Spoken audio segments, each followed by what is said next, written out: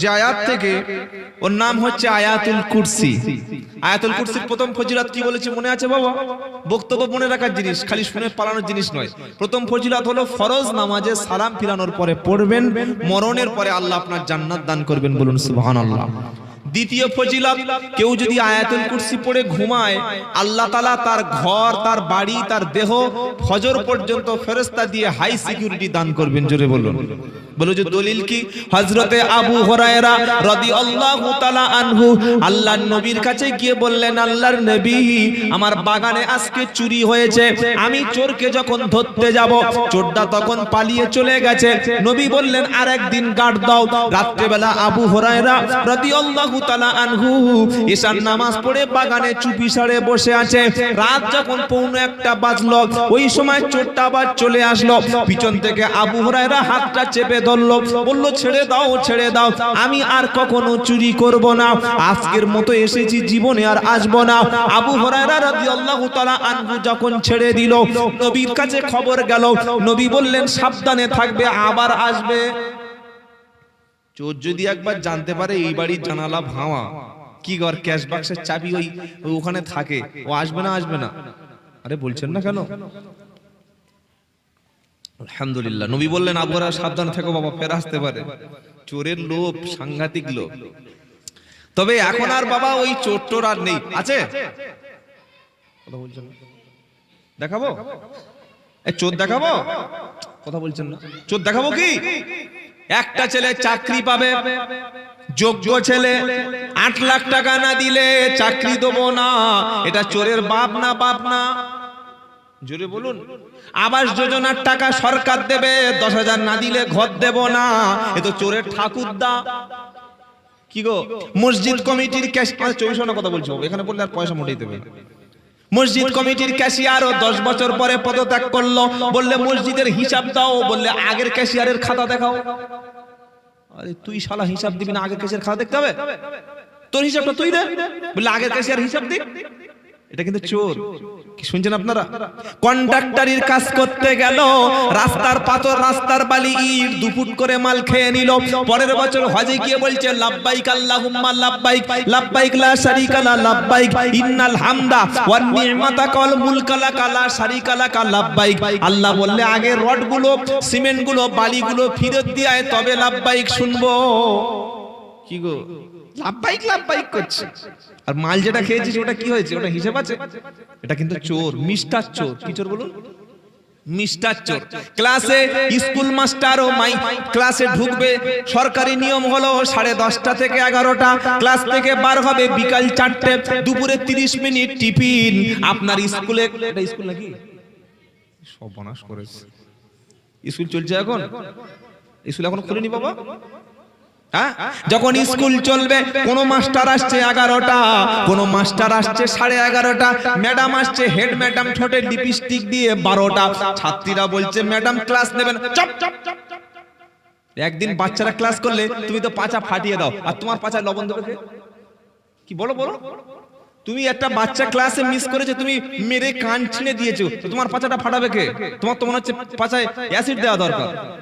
কি গো, 10:30টায় সরকার বলছে এসো, ম্যাডাম আসছে 11টা, হেডমাস্টার 12টা, যা বার হবে 4টে, চলে গেল 3:30। 3 ঘন্টা গল্প হলো, 2টো ক্লাস হলো। মিড ডে মিলের খাবার আবার চুরি করছে মেয়েরা। এরা আবার শবে বরাত পড়ছে, নফল হজ করছে, উমরা করছে, উমরার লাইন লেগে গেছে। আপনি চুরি জিনিসটা বুঝতে পারেন নাই, মনে করছেন নামাজ পড়ে দিয়েছি, আল্লাহর হক আদায় হয়ে গেছে, রোজা করে দিয়েছি, আল্লাহর হক আদায় করে দিয়েছি। কিন্তু না, জনগণের একটা সম্পত্তি চুরি করা মারাত্মক অপরাধ। বেটা ছেলেরা চুরি করছিল, সরকার মিড ডে মিলের দায়িত্বটা দিল মেয়েদের হাতে, সে মেয়েরা গিয়ে ওখান থেকে চাল চুরি করছে।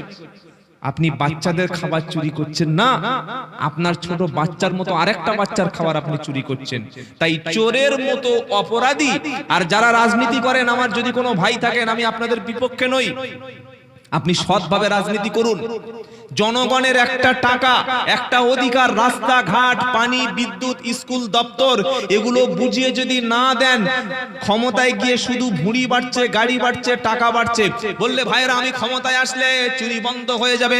5 বছর পরে যখন নির্বাচন হলো, বললো দেখো এলাকায় চুরি বন্ধ করেছি। সবাই বললে দাদা কেমন বন্ধ হলো? বললো সব চোর বন্ধ হয়ে গেছে, চোর সব আমার দলে। কি তো চুরি বন্ধ করে দিয়েছি। আর এই পর্যন্ত থাক, আর বলবো না, এলাকার খবর কি জানি না বাবা। এবার আয়াতুল কুরসিটা বলি নাকি? হ্যাঁ, যারা চোর তাদের গায়ে তখন ঘামবার হয়ে গেছে। আল্লাহ আমাদের চুরির হাত থেকে হেফাজত করে বলুন আমিন। নবী বললেন আবু হুরায়রা আগামীকাল ফের তুমি রাত্রে বেলা দেখবে মালটা আসতে পারে। ফের দেখলো চলে আসলো। আবু হুরায়রা হাতটা ধরেছে, বেটা ছাড়বো না, তোকে বিশ্ব নবীর কাছে নিয়ে যাব। চোর মনে করলো নবীর কাছে যাওয়া মানে হাত কাটা।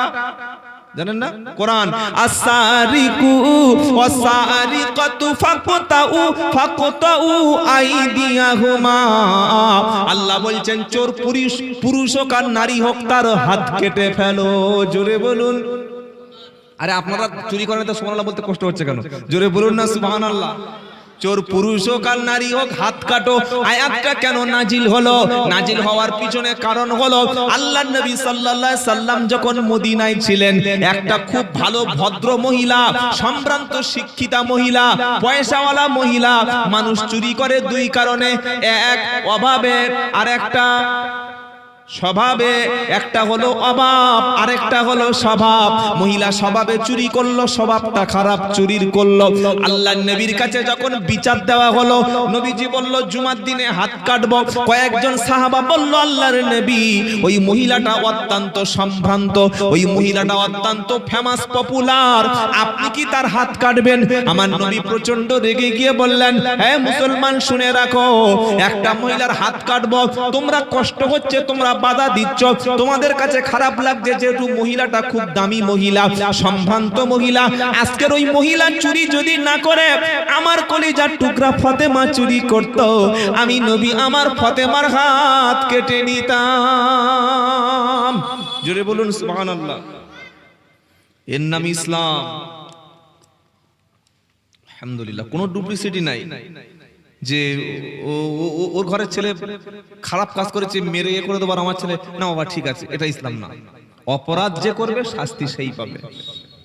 আবু হুরায়রা হাত ধরেছে, চল নবীর কাছে নিয়ে যাব। ও বলছে ছেড়ে দাও, ছেড়ে দাও। টানাটানি শুরু হয়েছে।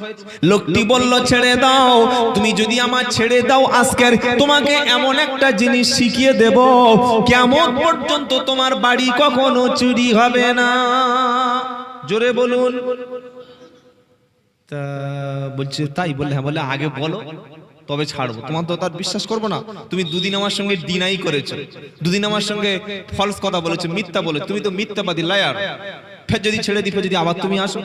তখন বলল শোনো, তুমি যখন রাত্রে বেলা ঘুমাবে আয়াতুল কুরসিটা একবার তুমি পড়বে। তুমি ঘুমানোর আগে আয়াতুল কুরসি পড়বে। আমার আল্লাহ ফজর পর্যন্ত তোমার ঘরটা, তোমার দেহটা, তোমার বাড়িটা, তোমার রুমটা, তোমার বাসাটা তিনি ফেরেশতা নিযুক্ত করে পাহারা দেবে। বলে তাই নাকি? বললে হ্যাঁ। বলে আগে বলিসনি? বলে আগে বললে কি আর 2 দিন মাল না নিয়ে যেতে পারতাম? চলে গেল।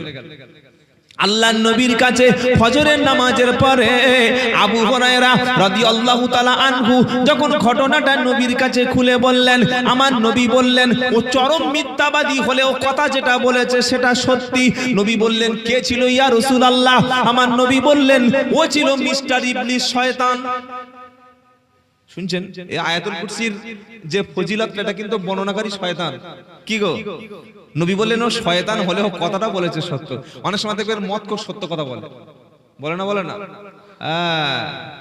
আমরা অনেকে মাথায় টুপি দিয়ে মিথ্যা কথা বলি। মাথায় টুপি দিয়ে বলছে ভাই না ভাই আমার মালে 1 টাকা লাভ নাই, আর তুমি আমার বন্ধু মানুষ, তোমার কি আর ক্ষতি করতে পারি? মানে বন্ধুর 5টা বেশি দেবো, তোমার কাছ থেকে ঠিক করো, মানে এমন ঠিক করবো তুমি বুঝতে পারো কিরকম 5 দিয়েছি। কি গো? মাথায় টুপি দিয়ে মিছে কথা বলছে। আর আপনারা যখন ওই কোর্টে যাবেন দেখবেন, এই কোর্টে যখন রায় হওয়ার সময় বা ওই কাঠগড়ায় আসামি দাঁড় করানোর সময় মুসলমানদের কোরআনের উপরে হাত দিতে হয়, হিন্দু ভাইদের রামায়ণ মহাভারতে হাত দিতে হয়, খ্রিস্টান ভাইদের বাইবেলের উপরে হাত দিতে হয়। কি হয় না? হয় না? এবার বলুন তো, রামায়ণ মহাভারত কোরআনের উপরে হাত দিয়ে মানুষ আদালতে সত্যি কথা বেশি বলে না মিথ্যা কথা বেশি বলে? মিথ্যা। কোরআনে, ধর্মগ্রন্থে হাত দিয়ে, বাইবেলে, মহাভারতে হাত দিয়ে মানুষ বেশি মিথ্যা কথা বলে। আর একটা মাতাল যখন না খেয়ে থাকে, যখন মদের আড্ডায় গিয়ে বাংলা খায়, বিয়ার খায়, কি গো বিভিন্ন রকম রাম খায়, আরো ওই বিভিন্ন রকমের জিনিসগুলো খায়, খাওয়ার পরে তখন মুখ থেকে সত্য বার হয় না মিথ্যা বার হয়? হ্যাঁ বলুন। আর তখন মিথ্যা বলে না। মদ খেয়ে যেটা বলছে বা সত্য বলছে। মদ করে মাতাল হলে কি হবে? কথা যেটা বলছে একদম মাতাল অবস্থা দেখবেন পুরো সত্যি কথা বলে দিচ্ছে। তার মানে কি বোঝা গেল? ধর্মগ্রন্থ হাত দিয়েও মিথ্যা মানুষ বলে, হিন্দু, মুসলমান, খ্রিস্টান সবাই বলে। আবার মাতাল অবস্থায় মানুষ মাতলামি করলে কি হবে? মুখ থেকে যেটা বলছে সেটা কিন্তু সত্য। তাহলে এতক্ষণ কি জানতে পারলাম? আয়াতুল কুরসির দুটো ফজিলত। এক, এটা নামাজের পরে তেলাওয়াত করলে জান্নাত পাওয়া যায়। দুই, আমি যদি রাত্রিবেলা পড়ে ঘুমিয়ে যাই, আল্লাহ তাআলা আমার ঘর, আমার দেহ, আমার রুমটাকে তিনি ফজর পর্যন্ত পাহারা দেওয়ার জন্য, ওসব সিভিক টিভিক নয়, আল্লাহর স্পেশাল পুলিশ তিনি পাঠিয়ে দেন। পুলিশ মানে কি? আল্লাহর স্পেশাল ফেরেশতা। জোরে বলুন সুবহানাল্লাহ। তাহলে আজকে রাত্রিবেলা আমি আপনি যখন ঘুমাবো, আয়াতুল কুরসি পড়ে ঘুমাবো ইনশাআল্লাহ। বলি চলুন আমার সঙ্গে আয়াতুল কুরসি একবার পড়ুন। আউযু বিল্লাহি মিনাশ শাইতানির রাজিম। বিসমিল্লাহির রহমানির রহিম। আল্লাহু লা ইলাহা ইল্লা হুয়াল হাইয়ুল কাইয়্যুম লা তাআখুযুহু সিনাতু ওয়ালা নাউম লাহু মা ফিস সামাওয়াতি ওয়া মা ফিল আরদ মান দাল্লাযী ইয়াশফাউ ইনদাহু ইল্লা বিইذনিহি ইয়ালামু মা বাইনা আইদিহিম ওয়া মা খালফাহুম ওয়ালা ইউহিতুনা বিশাইইম মিন ইলমিহি ইল্লা বিমা শাআ ওয়াসিআ কুরসিয়ুহুস সামাওয়াতি ওয়াল আরদ ওয়ালা ইয়াউদুহু হিফযুহুমা ওয়া হুয়াল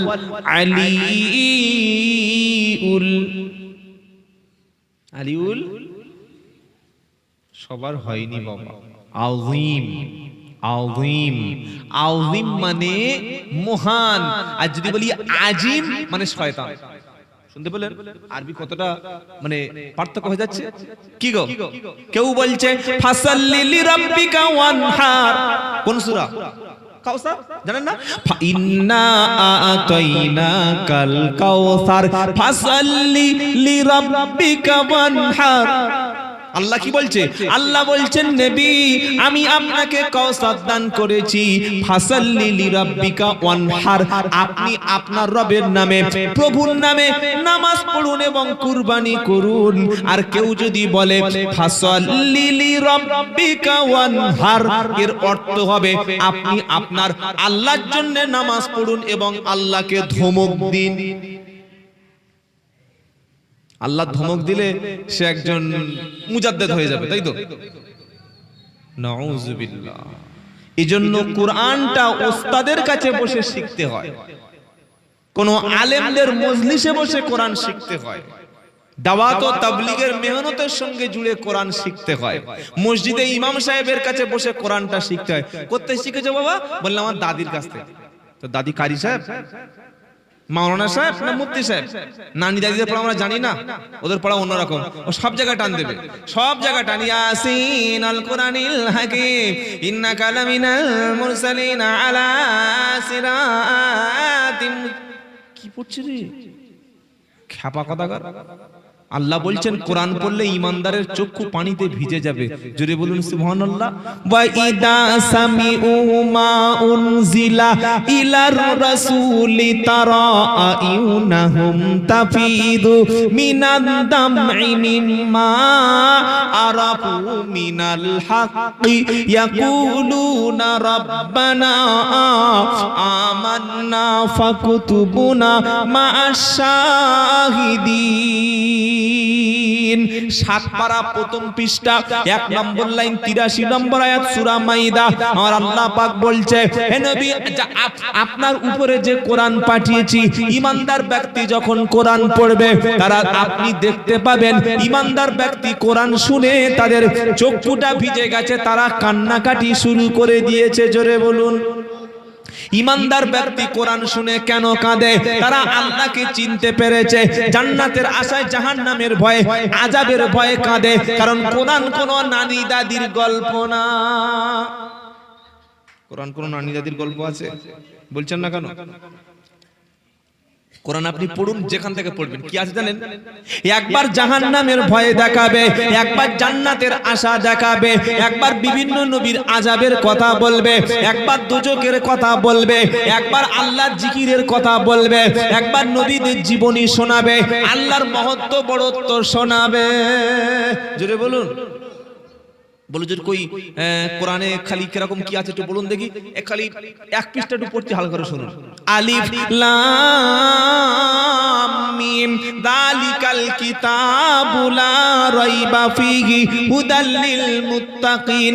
আল্লাহ বলছেন আলিফ লাম মিম, ওই সেই কিতাব যার মধ্যে কোনো সন্দেহ নাই, এটা মুত্তাকিদের জন্য হেদায়েত। সুবহানাল্লাহ পড়ুন। মুত্তাকি কারা? আল্লাযীনা ইউমিনুনা বিল গায়বি ওয়া ইউকিমুনাস সালাতা ওয়া মিম্মা রাযাকনাহুম ইউনফিকুন। আল্লাযীনা ইউমিনুনা বিমা উনজিলা ইলাইকা ওয়া মা উনজিলা মিন ক্বাবলিক ওয়া বিল আখিরাতি হুম ইউকিনুন। এবার পরের পৃষ্ঠায় উলাইকা আলা হুদাম মির রাব্বিহিম ওয়া উলাইকা হুমুল মুফলিহুন।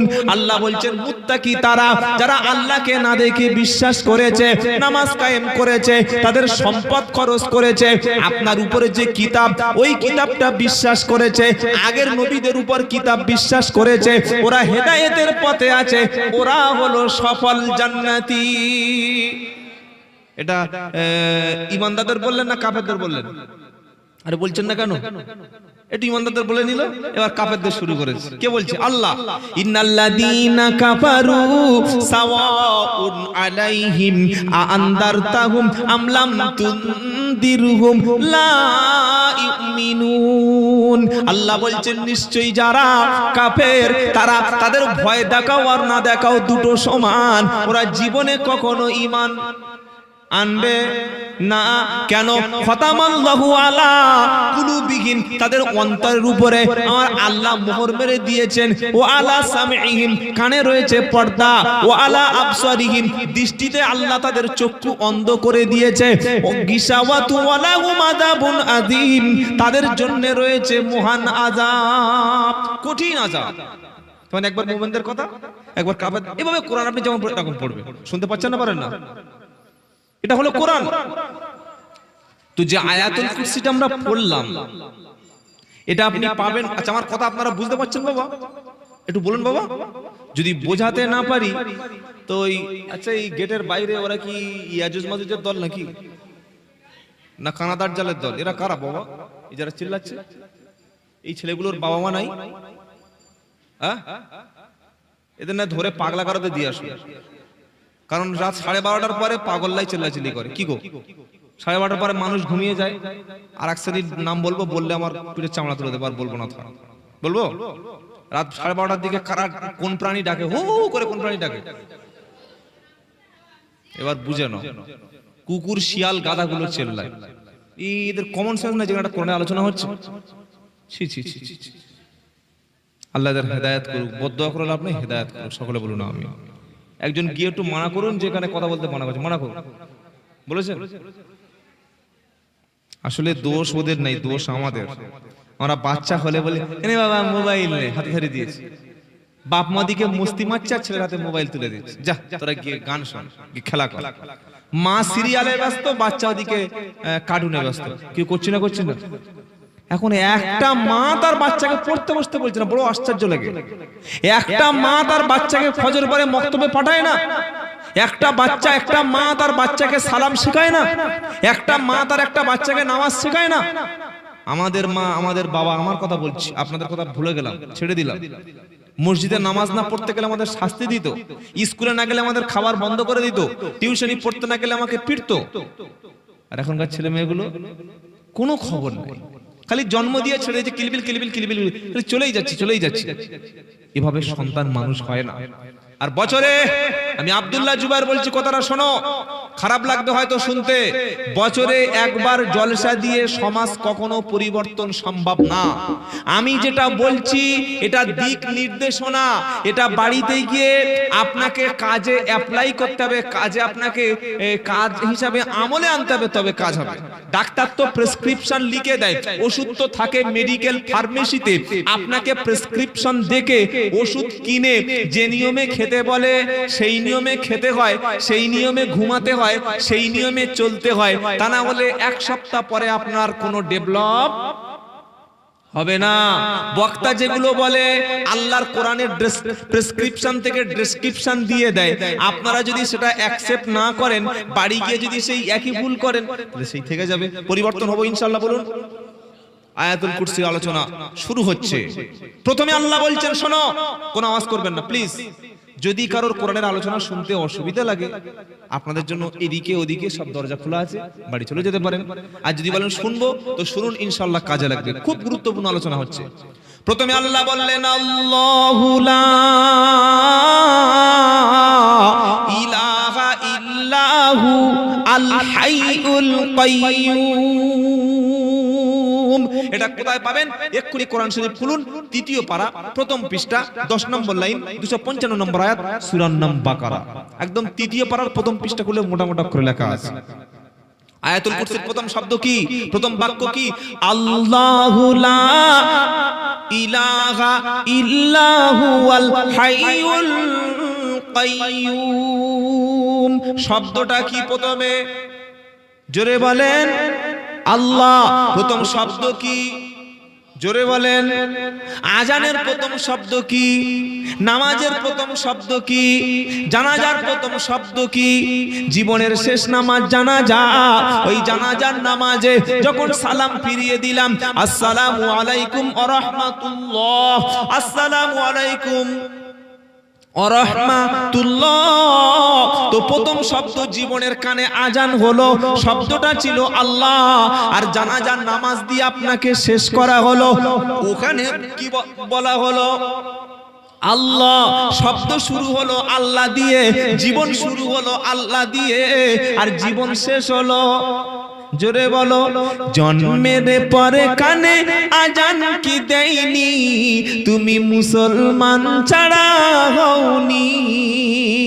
জন্মের পরে কানে আজান কি দেয়নি, তুমি মুসলমান ছাড়া হওনি। আবার মরণের পরে জানাজা পড়াবে, তখন কোথায় পালিয়ে যাবি? বিপ্লবী বিদ্রোহী মৌলবাদী, কেন জঙ্গিবাদী? জন্মের পরে কানে আজান কি দেয়নি, তুমি মুসলমান ছাড়া হওনি। আবার মরণের পরে জানাজা পড়াবে, মরণের পরে জানাজা পড়াবে, তখন কোথায় পালিয়ে যাবি? কি গো পালা? আল্লাহু আকবার বলছে জানাজার সময়, উঠে দেখি মালে আবার ছোট কোন দিকে যাবে, যাও গেটু জুয়া খেলে এসো, তাস খেলে এসো, মদের আড্ডায় যাও, নারী নিয়ে ফুর্তি মারো, যাও। খুব তো ছুটেছিলে, মসজিদে আজান হচ্ছে জোহরে, আল্লাহু আকবার আল্লাহু আকবার, ও সিগারেট নিয়ে ছুটছে, কাজে যাচ্ছে, দোকান চালিয়ে যাচ্ছে। মুসল্লিরা বলছে, ভাই চলো আল্লাহ ঘরে যাই। তুই যা, তুই যা, তো ভালো, তুই জানা নামাজ নামাজ নামাজ করলে ব্যবসা চলবে? আমি নামাজ না পড়লে আল্লাহ আমার খাওয়াবে? আচ্ছা, এই কথাটা বললে তার ঈমান থাকবে? আর ঈমান যখন থাকবে না, তার বউটাও থাকবে? কি বলছেন না কেন? যখন লোক বেঈমান হয়ে যায় তখন বিবাহটা ভেঙে যায়। ইমানদারের সঙ্গে বেঈমানের কোনোদিন বিয়ে হয় না। কোন মুসলমান যদি বলে যে তুই আল্লাহ আল্লাহ করে কি পেয়েছিস, আমি তো কিছু পাইনি, তোর আল্লাহ তুই ডাক, আমার ব্যবসা আছে আমি ব্যবসা করে খাবো, যখন তখন আল্লাহ আল্লাহ করে আমার দোকান চলবে, আল্লাহ আল্লাহ করলে আল্লাহ আমার খাওয়াবে, আল্লাহ আমাকে খাওয়াতে পারে, এটা বলার মানে হলো আল্লাহ যে রাজ্জাক, আল্লাহ যে রুজি দেনেওয়ালা, এই আল্লাহর রুজি দেনেওয়ালার সিফাতকে অস্বীকার করা আর আল্লাহর অস্তিত্বকে অস্বীকার করা মানে হলো কাফের হয়ে যাওয়া। আর কাফের হয়ে যাওয়া মানে নিজের কোলের বউটা হারাম হয়ে যাওয়া, আর হারাম হয়ে যাওয়া মানে ওই বিবির পেট থেকে যত বাচ্চা হবে সবগুলো আব্দুল কাদের জিলানী তৈরি হবে, তাই তো? এমনি এমনি কি আর ছেলে বাপের ভাত দিচ্ছে না? এমনি এমনি কি আর ছেলে বাপের বুকে বসে জবাই করছে? এমনি এমনি কি আর ছেলে বাপের সামনে মদ খাচ্ছে বসে বসে? কথাগুলো বুঝুন। আচ্ছা, অসুবিধা হচ্ছে না তো বাবা? প্রথম শব্দ ছিল আল্লাহ। আল্লাহ এমন একটা শব্দ, এই কোন বান্দা যখন বলে আল্লাহু আকবার, আল্লাহ তখন আসমান থেকে বান্দা স্মরণ করে। জোরে হবে না? ফাদকুরুনি আদকুরুকুম ওয়াশকুরুলি ওয়ালা তাকফুরুন। দ্বিতীয় পারা, দ্বিতীয় সূরা, দ্বিতীয় পৃষ্ঠা, 10 নম্বর লাইন, 152 নম্বর আয়াত, সূরার নাম বাকারা। আল্লাহ বলছে তোমরা যদি আমার স্মরণ করো, আমি আল্লাহ তোমাদের স্মরণ করব। জোরে হবে না? আরো জোরে। ধরুন আপনি এই দোকানে বসে বসে 33 বার মমতা মমতা মমতা মমতা মমতা মমতা মমতা মমতা 33 বার বললেন, 34 বার বললেন রাহুল গান্ধী রাহুল গান্ধী রাহুল গান্ধী রাহুল গান্ধী রাহুল গান্ধী, আর 33 বার বললেন নরেন্দ্র মোদী নরেন্দ্র মোদী নরেন্দ্র মোদী, 100 বার হয়ে গেল। তাহলে 33 বার মমতা, 33 বার রাহুল গান্ধী, 33 বার নরেন্দ্র মোদী। আমাদের মোদী সাহেব, মমতা ব্যানার্জি আর রাহুল গান্ধী তিনজনের সন্ধ্যাবেলা টেলিভিশনের সামনে বসে বসে আপনার নাম স্মরণ করবে তো? আরে বলছেন না কেন? করবে না? একবার তো স্মরণ করবে যে হ্যাঁ এই পাঁচলায় আপনার এটা কি গ্রাম জানো, বেলডুবি, এখানে ওই সেই ওই শামসুদ্দিন ও লোকটা আমার স্মরণ করেছিল। ওদিকে মমতা ব্যানার্জি বলছে, ওদিকে রাহুল গান্ধী বলছে, আর ওদিকে মোদী সাহেব বলছে। বলবে? আশ্চর্য, বলবে না, চিনবেই না, আপনার চেনেই না। আল্লাহ বলছে বান্দা শোনো, তুমি বিছানায় শুয়ে শুয়ে, তুমি ঘুম থেকে ওঠার পরে, তুমি ওযু করার পরে, তুমি নামাজ পড়ার পরে, তুমি চায়ের দোকানে বসে একবার যখন আল্লাহু আকবার বলেছো, সুবহানাল্লাহ বলেছো, আলহামদুলিল্লাহ বলেছো, লা ইলাহা ইল্লাল্লাহ বলেছো, আমি আল্লাহ ফেরেশতাদের মজলিসে তোমার মতো বান্দার নামটা স্মরণ করেছি। তুমি যদি আমার দিকে হাত বাড়িয়ে বলো আল্লাহ তুমি আমার সাহায্য করো, আল্লাহ বলছে বলো বান্দা তুমি কি চাও, তুমি যেটা চাইবে আমি আল্লাহ ওয়াদা করলাম সেটা দিয়ে দেবো। পারা নাম্বার 24, পৃষ্ঠা নাম্বার 13, লাইন নাম্বার 4, আয়াত নাম্বার 60, সূরার নাম মুমিন। কোরআন শোনাচ্ছে ওয়া ক্বালা রাব্বুকুম উদউনি আস্তাজিব লাকুম। বান্দা তুমি আমার ডাকো, তুমি আমার ডাকো, ডাকলেই আমি সাড়া দেব। জোরে হবে না? তবে আল্লাহ বলেছে আমাকে ডাকো, আর ডাকার মাঝখানে একটা পীর সাহেবের ডাকো, তার দিয়ে দোয়া করাও, মুফতি সাহেবের ডেকে নাও, মাওলানা সাহেবের মাঝখানে ভায়া ধরো, ইমাম সাহেবের পকেটে 50 টাকা দাও। ইমাম না আসলে, মাঝখানে পীর সাহেব না আসলে, মুফতি সাহেব না আসলে, কারি সাহেব না আসলে, বক্তা মাঝখানে ভায়া না করলে আমি আল্লাহ শুনবো না। এটা আল্লাহ শিখেছে তো? বলছেন না কেন? তাহলে দোয়ার জন্য পীর সাহেব লাগবে কেন? বাড়িতে মিলাদের সময় হুজুরের হুজুর হুজুর একটু দোয়া করে দাও না, হুজুর হুজুর আমার ছেলের জন্য একটু দোয়া করো না, হুজুর আমার মেয়েটার জন্য দোয়া। খেপা কথা করে। আল্লাহ বলছেন তুই ডাক, ওয়াকালা রাব্বুকুম উদউনি আস্তাজিব লাকুম, তুমি আমার ডাকো আমি তোমার ডাকে সাড়া দেব। মাঝখানে ভায়া ঢোকালে কেন? অনেকের ধারণা কি জানেন, মুফতি সাহেব, মাওলানা সাহেব, পীর সাহেব, আলেম সাহেব, বক্তা সাহেব, মনে হয় এরা দোয়া করলে আল্লাহ পট করে শোনে। কি গো শুনছেন আপনারা? অনেকের ধারণা যে মুফতি সাহেব, মাওলানা সাহেব এরা আল্লাহর সঙ্গে একটু কাছাকাছি থাকে, সম্পর্ক থাকে, আল্লাহ ওদের চেনে, আর আমি একটু ওই পাপ টাপ করি, অত ভালো আল্লাহ আমার চেনে না। এটা অনেক মুসলমান মনে করে। কোন মুসলমান যদি মনে করে পীর সাহেব, মুফতি সাহেব, মাওলানা সাহেব, হাজী সাহেব, কাজী সাহেব এরা দোয়া করলে ফট করে একদম 5G গতির মতো ওয়াইফাই নেট কানেকশন আল্লাহর সঙ্গে পেয়ে যাবে, আল্লাহ কবুল করে নেবে, আর আমি সাধারণ খেটে খাওয়া মানুষ, নামাজ কালাম ঠিক মতো পড়ি না, আমি যদি দোয়া করি আল্লাহ হয়তো আমার চেনে না, নিতে পারবে না, আল্লাহ হয়তো বুঝতে পারবে না। ঈমান থাকবে না যাবে? আমি জিজ্ঞাসা করছি, বলুন ঈমান যাবে? পৃথিবীর জমিনে যার আধার কার্ড হয়নি, আই কার্ড হয়নি, ব্যাংকের কোনো অ্যাকাউন্ট নেই, যার ড্রাইভিং লাইসেন্স হয়নি, সরকার কিন্তু তার কোনো রেশন, খাদ্য, শিক্ষা, বাড়ি, সরকারি কোনো প্রকল্প পাবে না। কিন্তু যার রেশন কার্ড হয়নি, যার খাদ্য সাথী হয়নি, স্বাস্থ্য সাথী হয়নি, ব্যাংকের অ্যাকাউন্ট হয়নি, আই কার্ড হয়নি, ড্রাইভিং লাইসেন্স হয়নি, আল্লাহ চেনেন না চেনেন না? বলুন, সকলে বলুন। চেনে। ওই আল্লাহর কাছে যাওয়ার জন্য ভায়া ধরতে হবে কেন? আল্লাহ যদি বলতেন যে হ্যাঁ তুমি আমাকে ডাকো, আর ডাকার সময় একটা পিসাব মুর্তিসাব মানুষ সাহেবকে মাঝখানে জুড়ে নাও, তবে আমি শুনবো, তাহলে হ্যাঁ বাবা একটা মুর্তিসাবের কাছে খুঁজে একটু বলে দিন না। আল্লাহ নিজেই বলছে, কোরআনটা খুলে পড়ুন। আবার বলছি 24 পারা সূরার নাম মুমিন 60 নম্বর আয়াত, ওয়া ক্বালা রাব্বুকুম উদউনি আস্তাজিব লাকুম। আল্লাহ বলছে বান্দা তুমি আমার ডাকো, আমাকে ডাকলেই আমি আল্লাহ সাড়া দেব। দেখবেন কিছু মানুষ ঘর চাপার সময় হুজুরকে আনে, নতুন গাড়ি কিনে হুজুরের বাড়ি চলে যায়, বললে ভাই কোথায় যাচ্ছিস রে? বললে দোয়া নিতে যাচ্ছি। মনে হয় ওখানে দোয়ার একটা বড় ফ্যাক্টরি আছে, বউকে নিয়ে আজমিরে যায়। জিজ্ঞাসা করছি ভাই কোথায় গেলি রে? বললে হাওড়া সাঁতরাগাছি থেকে রাত 10:20 ট্রেন ধরবো, আর আগামীকাল আজমিরে ভোর 4টের সময় নামবো। বউ বাচ্চা নিয়ে এই বয়সে মসজিদে তো কোনোদিন গেলি না, কোনোদিন মাদ্রাসায় কোরআন শিখতে গেলি না, ওস্তাদের কাছে বসে কোনোদিন কোরআন শিখলি না, এই 67 বছর বয়সে চুলদাড়ি পেকে যাওয়ার বয়সে আজমিরে কেন যাচ্ছিস? তখন বললো হুজুর ওসব তোমরা বুঝবে না, আজমিরে আনছি দোয়া আনতে। এই কথাটা শুনেছেন? আমি বাড়িয়ে বললাম আজমিরে কি আনতে যাচ্ছি? এই বক্তব্যটা মনে হয় আপনাদের বিরুদ্ধেই যাচ্ছে, তাই তো? হ্যাঁ, আমি কারোর বিরুদ্ধে নই, আল্লাহর কসম আমি তাবলীগ জামাতের বিরুদ্ধে নই, আমি ফুরফুরা শরীফের বিরুদ্ধে নই, আমি আজমিরের বিরুদ্ধে নই, আমি কারোর বিরুদ্ধে কথা বলি না। আমি তো আল্লাহর কোরআন এবং হাদিস থেকেই কথা বলছি।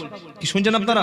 আমাকে অনেক লোক ফোন করে গালাগালি করে, বলে তুমি তো পীর সাহেব মানো না। আমি বললাম তুই কথা বলবি না, বেয়াদব, মুখে দাঁড়িয়ে আছে, নামাজ পড়িস, কোরআন পড়িস, বাপ মাকে খেতে দিস, সুদের মাল খাস, তুই বলছি পীর মানে না? একটা পীরের নাম বলো, দাড়ি চাচা। একটা পীরের নাম বলো যে হাফ প্যান্ট পরতো কোনো পীর সাহেব? বলছেন না কেন? একটা পীরের নাম বলো যে ফজরের নামাজ কাজা করে বিবি নিয়ে ঘুমাতো? একটা পীর সাহেব নাম বলো মিথ্যা কথা বলতো? আমি তো নামাজ পড়ি, আমি তো দাড়ি রেখেছি, বিবিকে পর্দা করি, হালাল খাদ্য খাই, সত্য কথা বলি, পীররা যা করেছিল আমি তাই করি। আমি পীর মানে তুই পীর মানিস? মুতে পানি নেয় না, ওরা বলছে আব্দুল্লাহ জুবাইর পীর মানে না। কত বড় পাগলা খেপা মাল, একবার চিন্তা কর। আমার আল্লাহওয়ালা ভাইরা, জীবনে কোনোদিন কোনো হাক্কানি পীরের বিরুদ্ধে কথা বলবেন না, বলুন ইনশাআল্লাহ। এই ভারতবর্ষের জমিনে খাজা মঈনুদ্দিন চিশতি রাহমাতুল্লাহ আলাইহি, ফুরফুরা শরীফের মুজাদ্দিদ আবু বকর সিদ্দিক রাহমাতুল্লাহ আলাইহি, এই নিজামউদ্দিন আউলিয়া রাহমাতুল্লাহ আলাইহি, আশরাফ আলী থানভী রাহমাতুল্লাহ আলাইহি, কাসিম নানুতবী রাহমাতুল্লাহ আলাইহি, মাওলানা জাকারিয়া রাহমাতুল্লাহ আলাইহি, ইলিয়াস রাহমাতুল্লাহ আলাইহি, এই সমস্ত হাক্কানি ওলি পীরদের ওসিলায় আমরা ইসলাম পেয়েছি। এটাকে অস্বীকার করার কোনো ব্যক্তি আছে? বলুন যে হ্যাঁ আমি মিথ্যা কথা বলছি। তাহলে আমি কেন তাদের বিরুদ্ধে কথা বলবো? আমি তো কথা বলি তাদের বিরুদ্ধে যারা ব্যবসা করে, যারা সাধারণ মানুষকে কোরআন শিখতে দেয় না, যারা সাধারণ মানুষ মসজিদে গিয়ে কোরআন শিখবে, বলে না বাবা মসজিদে গিয়ে কোরআন শেখো না, ওরা ভুল কোরআন শিখে দেবে। একজন বলছে হুজুর যদি একটু কোরআনটা আরবি তো, যদি একটু বাংলা পড়ি।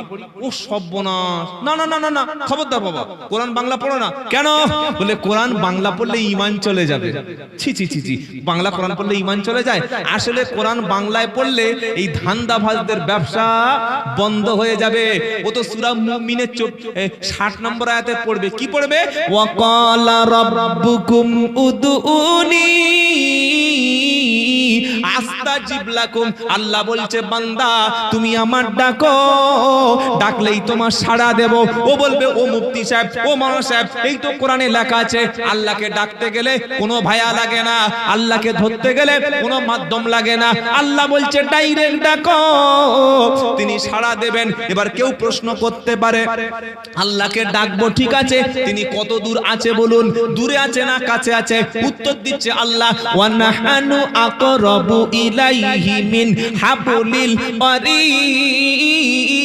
ঈদ। আবার এটাও একজন মুসলমান ধরে ফেলেছে, ও হুজুর তুমি তোমার জন্য দোয়া করতে, তুমি বলতে না সাধারণ মানুষকে আল্লাহর কাছে যেতে পারে না, দোয়ার জন্য মাধ্যম লাগবে, দোয়ার জন্য ভায়া লাগবে। পারা নাম্বার 26 পৃষ্ঠা নাম্বার 18 লাইন নাম্বার 1 আয়াত নাম্বার 16 সূরার নাম কফ। আমার আল্লাহ বলছে শোনো বান্দা, তোমার যে ঘাড়ে শিরা আছে আমি আল্লাহ তার চাইতে আরো বেশি নিকটে থাকি। এটা যখন কোরআনে বাংলা অনুবাদ পড়ে মানুষ জেনে নেবে, নতুন গাড়ি কিনে, নতুন বাড়ি করে, নতুন নতুন 4 চাকা গাড়ি কিনে আর কখনো হুজুরের বাড়ি যাবে না। তাই হুজুর চোখ বুজিয়ে বলে দিয়েছে বাংলা কোরআন পড়বেন না। এই ধান্দাবাজি কতদিন চালাবেন? একটা শিক্ষিত জেনারেল ছেলে মাধ্যমিক পাস করেছে, সে মাদ্রাসা পড়েনি, সে কোরআন পড়তে পারবে না? বলে না কোরআন পড়া যাবে না, যদি পড়ে আরবি পড়তে হবে। আরে আরবি তো আল্লাহর ভাষা, রাসূলের ভাষা, জান্নাতি ভাষা। তো আমি একটু জানবো না যে আমার আল্লাহ কি বলছে? যেমন সামি আল্লাহু লিমান হামিদা, এটা আমরা কখন বলি বাবা? খাওয়া শেষে, তাই তো নাকি? হ্যাঁ বলুন না। এই বাচ্চারা খুব ভালো, এরা বক্তব্য পড়াবো, তোমরা একদম ভালো উত্তর দিচ্ছে সব ফটফট। সামি আল্লাহু লিমান হামিদা এর অর্থ কি? যদি কোনো কেউ বা কারা, যে বা যারা, কোনো ব্যক্তি যদি আল্লাহর প্রশংসা করে আল্লাহ তিনি শুনতে পান। সুবহানাল্লাহ বলবেন না? চিন্তা করুন, কেউ যদি আল্লাহর প্রশংসা করে আল্লাহ শুনতে পান। আল্লাহ তো বলেনি যে মাঝখানে কারো দিয়ে আমাকে শোনাতে হবে। আজ থেকে সকলে বলুন আমার সমস্যার জন্য দোয়ার মাধ্যমে কোন মুফতি সাহেব, কোন পীর সাহেব, কোন খাজা বাবা, কোন ব্যক্তির কাছে গিয়ে আমি জীবনেই চাইবো না, আমি আমার মসজিদে বসে আমার আল্লাহকে চাইবো। বলুন ইনশাআল্লাহ। বল হুজুর কাউকে দিয়ে দোয়া করানো যাবে না? হ্যাঁ যাবে। কাকে দিয়ে? আপনার বাড়ির পীর। প্রত্যেকের বাড়িতে পীর আছে, আপনারা দেখতে পাচ্ছেন না? পীরটাকে আপনার জন্ম দেওয়া বাবা আর গর্ভধারিণী মা। নবী বলেছেন সালাসু দাওয়াতুল মুস্তাজাবাত লা শাক্কু ফিহিন্না। আমার কথা শুনবেন না, আমার কথা শোনার দরকার নেই। নবী বলছেন 3 ব্যক্তির দোয়া আল্লাহর দরবারে 100% কবুল হবে, হবেই হবে। লা শাক্কু ফিহিন্না, সন্দেহ করো না। কে কে? 1 নম্বর দাওয়াতিল ওয়ালিদ ও দাওয়াতিল মাজলুম ও দাওয়াতিল মুসাফির। পিতামাতার দোয়া সন্তানের জন্য, মাজলুমের দোয়া জালিমের বিরুদ্ধে, আর মুসাফিরের দোয়া সফরে গেলে বাপ মার দোয়া আল্লাহ পাক সন্তানের জন্য কবুল করেন। জোরে বলুন সুবহানাল্লাহ। যদি জীবনে কোনো সমস্যা আসে আগে ছুটে যাবেন আল্লাহর ঘরে, 2 রাকাত নামাজ পড়ে, দান সাদকা কিছু করে, আল্লাহর কাছে কান্নাকাটি করে, আর বাপ মার কাছে বলবেন মা আপনি একটু আল্লাহর কাছে বলুন, আর আমিও বলছি। মা যখন হাত তুলবে আপনিও তার সঙ্গে আমিন বলবেন, সাথে সাথে কবুল করবেন কে? আল্লাহ। কেন নবী বাপ মাকে বললেন? যেহেতু বাপ মার দোয়াটা হয় সব সময় অন্তর থেকে, আর বক্তা সাহেব, মুফতি সাহেব, হুজুর সাহেব, পীর সাহেবের দোয়াটা হয় টাকার উপরে। টাকার অ্যামাউন্ট 5000, দোয়াটা তখন 5 মিনিট। টাকার অ্যামাউন্ট 100 টাকা, দোয়াটা 10 সেকেন্ড। কি গো, পরীক্ষা করে দেখবেন। কেউ যদি বাড়িতে মিলাদ দিয়ে আমাকে 15,000 টাকা দেয়, আমি তখন কিরকম দোয়া করব? আল্লাহ আমার করিম চাচার ব্যবসা জোয়ান করে দিও, আল্লাহ ভালো করে দিও। কান্না আসে না, দাঁত বেঁকিয়ে বেঁকিয়ে কাঁদছে। কি গো, আর যদি 100 টাকা হাতে দেয়, যা যা হয়ে গেল। এটা হচ্ছে পাগলামি। তাহলে সঠিক কোনটা? আপনার বাপ যে জন্ম দিয়ে এখানে বসে আছে, শোনো যুবক যুবকরাই বেশি বসে আছো এই রাত 1টা-1:30টার দিকে, আজকের বাড়িতে ফিরে গিয়ে জীবনে যখন তোমার কোনো কঠিন সমস্যা হবে, বাপের হাতে 100 টাকা নয় 500 টাকাটা তুলে দিও। যে মা তোমাকে 2টো হাতে সারা রাত রেখে দুধ খাইয়েছে, তোমার পেশাব পায়খানা মা 2 হাতে মেখেছে, চটকেছে, তোমার শরীরে নোংরা লাগলে মা ধুয়ে দিয়েছে, ঠান্ডার সময় তুমি কেঁপেছো, মা জেগে জেগে তোমার শরীরে ব্ল্যাঙ্কেট দিয়ে ঢেকে রেখেছে, বৃষ্টির সময় আঁচল দিয়ে তোমাকে ঢেকেছে, গরমের সময় বিদ্যুৎ ছিল না, লোডশেডিং হয়ে গেছে, ইনভার্টার নাই, সারা রাত তোমাকে ফ্যান পাকার বাতাস দিয়ে বাতাস করেছে। ওই মায়ের হাতে 500 টাকার নোট তুলে দিও, আর মাকে বলো মা আমি এতদিন বুঝতে পারি নাই, ভুল করে ভুল পীরের জায়গায় গিয়েছিলাম। আজকের সঠিক পীরের সন্ধানটা কোরআন হাদিস থেকে আব্দুল্লাহ জুবায়ের বলে গেলেন যে আসল পীর প্রত্যেকের বাপ মার আছে, ঘরে একটা করে পীর আছে। আমি এসেছি শুনে রসুলের কথা আব্দুল্লাহ জুবায়ের বলেছেন, রসুল বলেছেন বাপ মার দোয়া কবুল হবেই হবে, তুমি সবচাইতে বড় পীর। মাগো আমিও চেয়েছি তুমি একটু আল্লাহকেও বলো।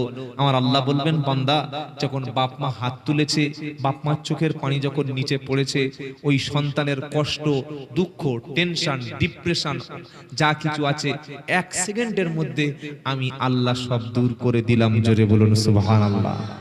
এই মায়ের কাছে কোনোদিন 1000 টাকা দিয়ে দোয়া হতভাগা চায় না। মায়ের মাথার ফুক কোনোদিন নিয়েছেন? কে নিয়েছেন বলুন দেখি? আমার কাছে কত আছে না, বেশি নেই। ঠিক আছে বলুন, একজন দাঁড়িয়ে বলুন যে হ্যাঁ আমি আমার মায়ের ফুক নিয়েছি, আমি যাওয়ার সময় 500 টাকা দেবো। বলুন দেখি যে মায়ের কাছে মাথা নিচু করে ফুক নিয়েছি, একজন দাঁড়িয়ে বলুন। আছেন কোন আল্লাহর বান্দা, আল্লাহর খাস গোলাম যে হ্যাঁ আমার সমস্যা হয়েছিল, মায়ের মাথার কাছে বসে একটু ফুক নিয়েছি? নি না। কিন্তু মুফতি সাহেব, পীর সাহেব, হুজুর সাহেব আসলে টুপিটা খুলে হাতে নেয়। হুজুর মাথাটা খুব গরম হচ্ছে। হুজুরের মুখে কি এই এয়ার কুলার লাগানো আছে যে উনি ফু দিলে ঠান্ডা হয়ে যাবে? পাগলা কথাকার। আজ থেকে যুবকেরা শোনো, যখন তোমার কোনো টেনশন হবে, ডিপ্রেশন হবে, মাথা যদি ফু নিতে হয়, মায়ের কাছে মাথার ফু নেবেন।